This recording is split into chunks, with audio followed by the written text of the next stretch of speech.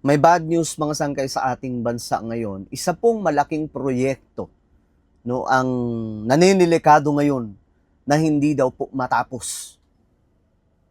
Kung ano yan mga sangkay, isa pong higanting proyekto ito mga sangkay na namumurong hindi daw po umatenga na lamang, no?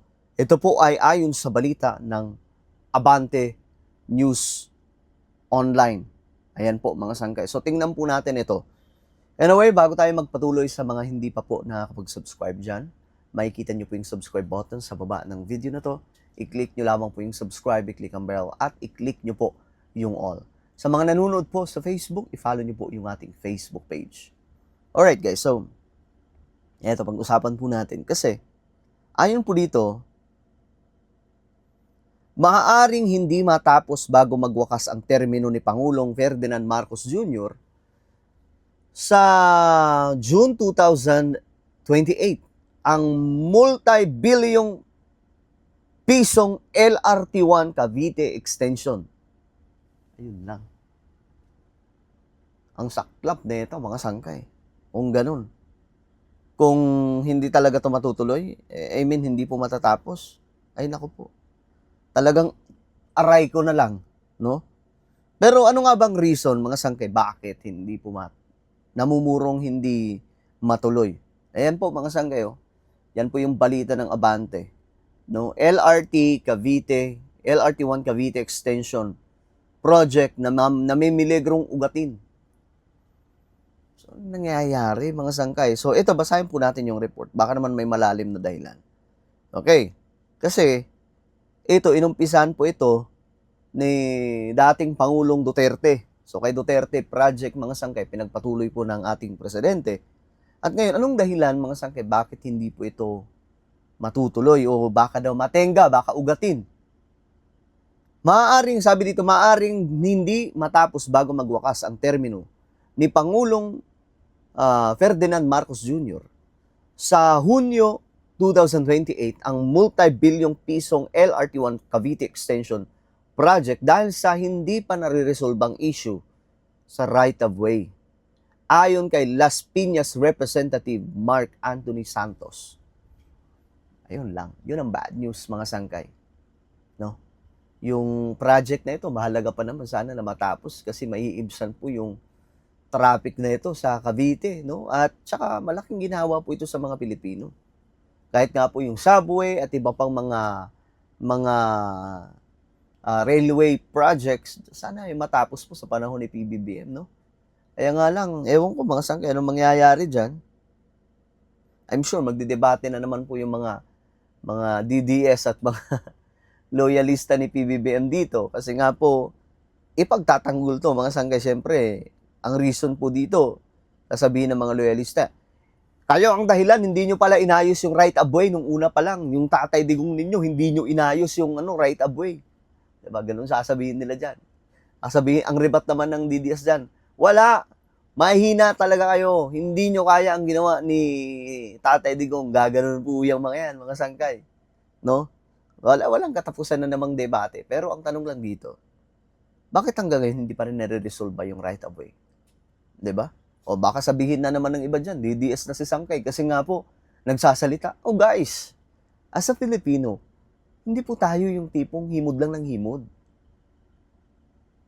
Tinatanong po natin, kasi baka naman hindi si PBBM ang may mali dito. Ang may mali dito, yung mga tauhan ng ating presidente. 'Di ba?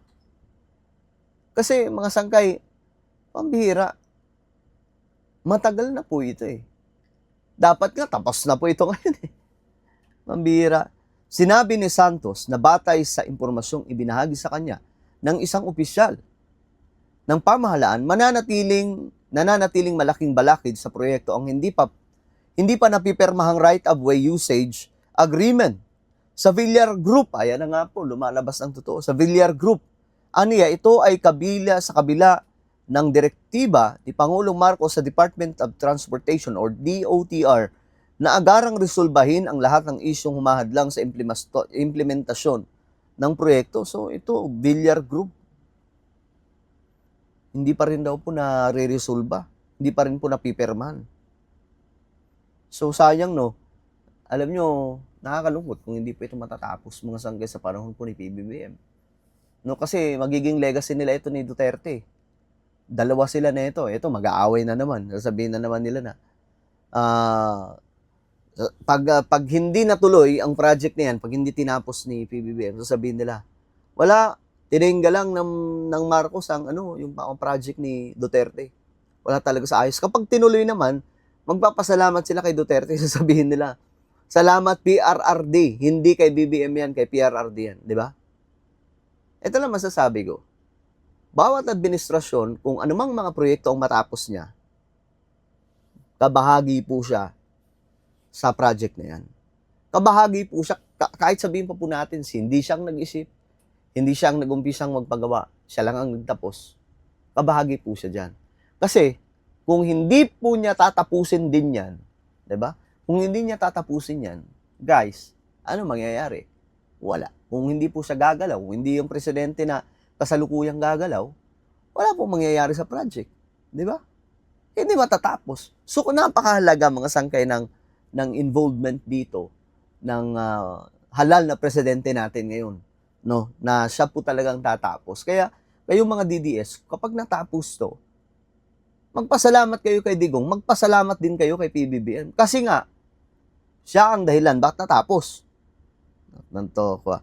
So, ayon po dito mga sangkay, kinumpirma ni Light Rail Transit Authority o LRTA Administrator, Attorney Gerardo Cabrera, na bagamat nangako ang Villar Group na ipagkakaloob ng libre sa pamahalaan ang lupang kinakailangan para sa itatayong Las Piñas Station, hindi pa rin ito naisa sa formal. So, may problema pala mga sangkay. Mga Villar. So, yun po yung tanungin. Bakit ganito pa rin yung problema? Hanggang ngayon, hindi pa rin natutupad ang alok. Dahil hindi pa rin nilalagdaan ng Villar Group ang kinakailangan. O, kita nyo mga sangkay. Villar Group pala ang may mali. Ayan po. Villar Group pala eh. Hindi si PBBM kasi nakunto. Ayon pa kay Cabrera, ilang technical meeting na ang isinagawa mula Setyembre 2021 hanggang June 2025 na dinaluhan ng DOTR LRTA bilang pribadong concessionaire ng proyekto at mga kinatawan ng Villar Group. Gayunman, hindi pa rin permado ang kasunduan. Baka may hinihinging di ba? Iginiit naman ng LRMC na hindi nila maaaring simulan ang konstruksyon ng Phase 2 hanggang hindi na ibibigay ng pamahalaan ng 100% na kinakailangang right-of-way. Nangako ang concessionaire na sa sandaling maibigay ang buong right-of-way, maaari nilang agad simulan ang konstruksyon at matapos ang natitirang yugto ng proyekto sa loob ng 3 hanggang 4 na taon. Dahil dito, target na makumpleto ang buong LRT 1 Cavite Extension Project pagsapit ng 2031. Layo na mga sangkay. Dapat tapos na po ito eh. Ano ba yan?